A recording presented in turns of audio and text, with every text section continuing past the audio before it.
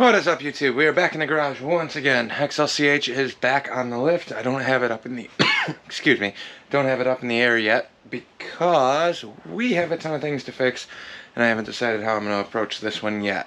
Off the bat, the gas tank is done. I'm happy with it. Hasn't had gas yet, which means gas tank can come off. It's not really that big of a deal. I just got to pull the chrome hardware. I will leave the coil and all of the other parts on here. Essentially, battery strap is kind of dangling off to the side right now. That's perfectly fine. But we got headlights, we got taillights, we got brake lights. Everything else is working. This was running if you watch the last couple of videos. My biggest mistake to date, ever, doing any sort of engine stuff. Left the paper towel on the intake. I don't know what else to say. I did. I'll take accountability and that's about it. So, I don't think that's what caused the head gasket issue. I also don't remember what head gaskets I used when I put this motor together, so I think just bad luck and probably a crappy head gasket. I might have been one of the ones that came out of the kits. I got a couple of the engine kits still sitting up there. But I got James gaskets and I have copper gaskets coming. I don't know which ones I'm going to use on that rear cylinder. The front's fine. The front is not leaking, so that's good. But in order to replace that rear head gasket on a brand new motor, I need to take a lot of stuff off. So spark plugs, motor mount, gas tank, battery tray might be able to stay, oil tank should be able to stay, push rods, oil line, carb intake, exhaust. Sounds like a lot, really isn't that bad. Like I said, I know that this bike runs now, so that definitely bumped up the motivation that I was lacking on trying to get this together to fire up.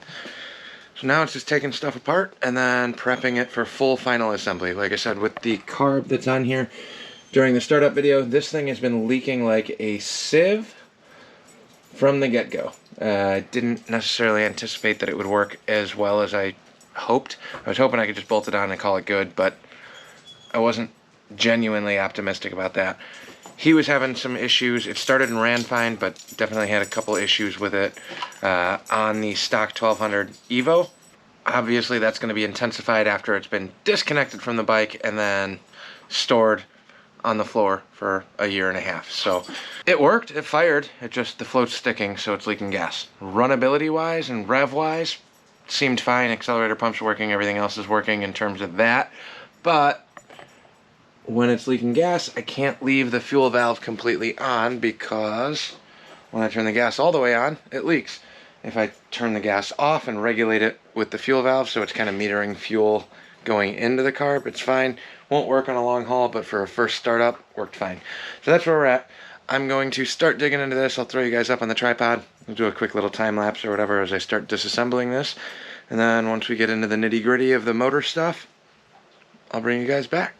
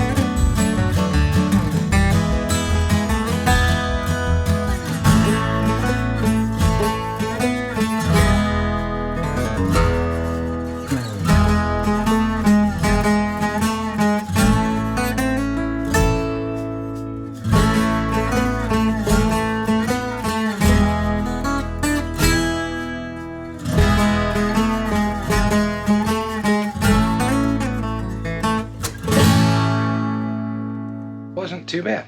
So exhaust is off for the rear. Obviously taking everything off changes a little bit, but I got the coil just kind of floating here. This will all go back in. I put the gas tank bolts back in just so I don't lose my fancy chrome hardware. Got one little bucket of everything I'm taking off. Push rods came out. Front one was a little stubborn in terms of the threads. The back one came out nice and easy. Oil lines off. Then we come around to the other side. Pretty much the same thing. Intake is free. The only thing I gotta watch is I didn't disconnect the battery. I probably should. That would be smart. Disconnect your battery when you're playing around with electrical, or leaving live electrical connectors banging around in between cylinders like this. I don't need to take the base cylinders off, so that gives me a ton more room. But the head's got to come off, which means bolt. These two are the accessible ones. The two on the inside you cannot get to from the top, unfortunately, because you can't get a ratchet in here. So when you pull the push rods out, you come down here through the little window, and there's access to both of these. I think I went over this on the install, but before I pull this apart, I am going to torque these with a wrench and make sure that I actually did tighten these down. If it's something that I didn't tighten down and the head gasket popped, I'm going to feel real stupid, more so than I already do. But let me turn you guys around. I'll set you guys up on the tripod. We'll break these free. We'll see how much torque is on there, and then we'll pop the head off and take a look at what is wrong. Now, down onto the bolts. What do I need here? I have every wrench except for the 9/16 that I actually need. Hang on. Grab the last of my wrenches out of here.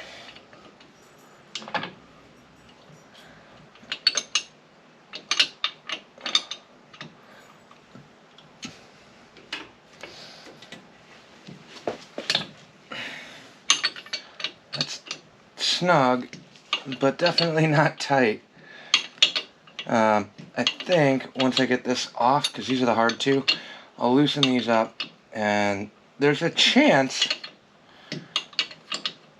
if you catch it early enough, which I might be in that scenario, if you catch it early enough, you can actually re-snug down your head bolts. But you never know, you're kind of chasing that ticking time bomb at that juncture, so I'm not going to do that here. So we'll tighten, or finish loosening these out. I'll throw a fresh gasket on it, re-torque it down. Like I said, it had tension on it. It was not tight enough for me to be comfortable with. I don't know how I missed that on assembly. Like I said, I'm not a professional engine builder. This is one of my hobbies to mess around with in my free time.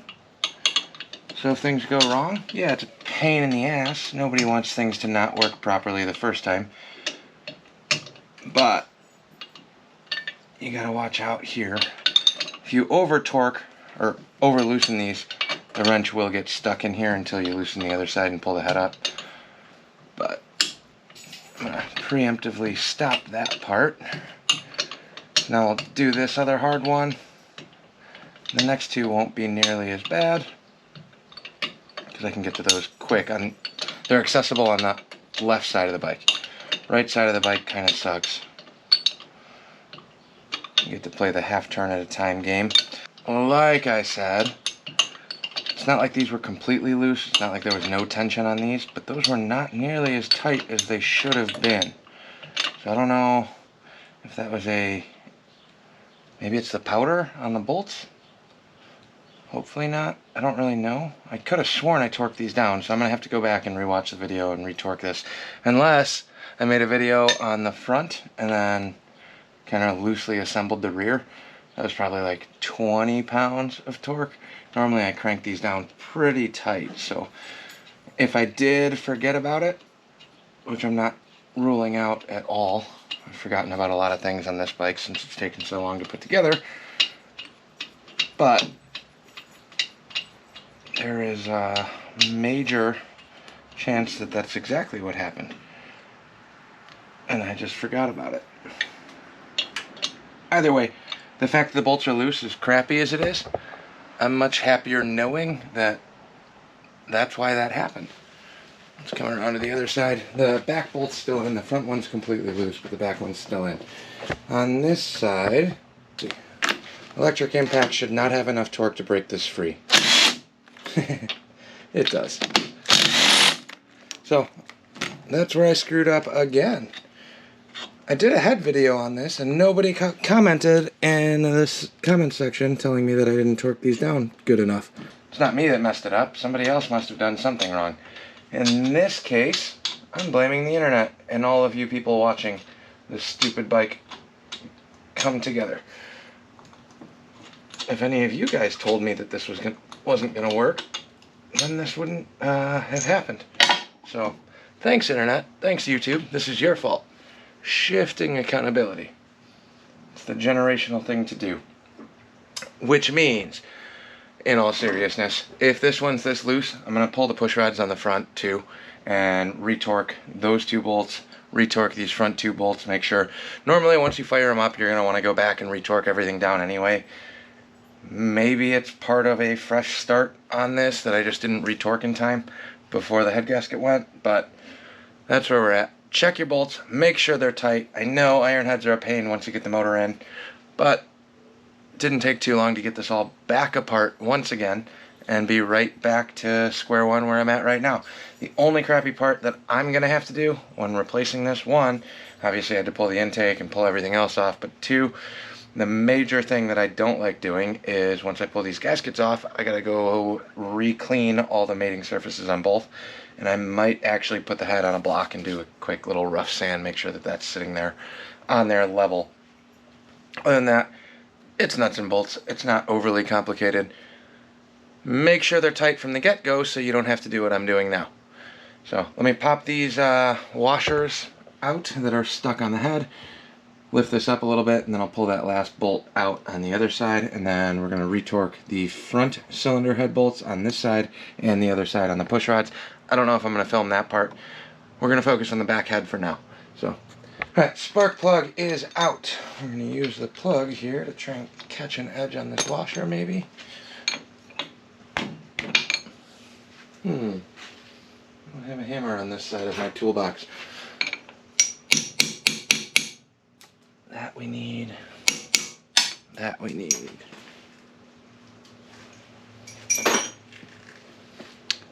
Whoops. Throwing these right back on the bolts that I just pulled them out of. And I'm going to have to grab a dead blow here. We're going to give this a couple of taps, pull the head up, and then try and get this last 9/16 bolt out on the back corner of the head. I don't know where to put you guys. Maybe we'll come back to this side real quick. See what we can do here. Dead blow action. So.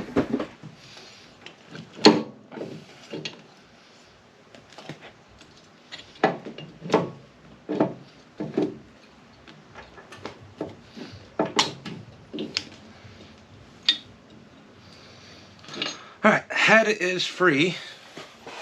Unfortunately, and we actually did have a nice gasket on here. I'm attributing this to install error of not torquing these down. I'm guessing, and like I said, don't quote me on it, but I am guessing that this head, when I made the video on this, was what I started with, and I said, alright, I'm going to duplicate it on the rear, and then got tied up doing other things, and didn't fully torque this. If we take a close look here, well, right off the bat, this is all freshly powder coated cylinder. So oil, a little bit here, a little bit of oil. Oil is fine. You don't want it coming out of the head, but look at the color, the discoloration right there. Oily spot where the gasket's still held. Black carbon. Same thing on the back side here. If we wipe off these gaskets, the blue ones at least, let's take a look. Look at that. Any of the blue is probably what pulled up on the cylinder. Now I get to peel this up a little bit. Right down here, if we look, we got a black layer, and that's right there through the stud. Right here. This is what you're looking at when you're looking at a blown head gasket. This is where it came through, and then the back side here, this is down to bare metal. Obviously the inside of these gaskets are lined with metal, but right here. And when we revved it up and I saw that little puff of smoke come out right behind the pushrod tube, look where that lines up. Right here. This was sitting on here like so. That's where the oil came from. And the smoke. So that's kind of where we're at. Now is the fun part. Head is off. Everything else is done. So I'm waiting on the new gaskets to get here. I'll put another James blue gasket in. But I need to clean off the cylinder head. I'm not going to film that part. But we're going to gasket scrape this. I'm going to re-hit the edges of this from the powder with a file one more time just to make sure that everything is smooth on that end. Throw the new head gasket on. 4 bolts to put the head back on. Realign the intake.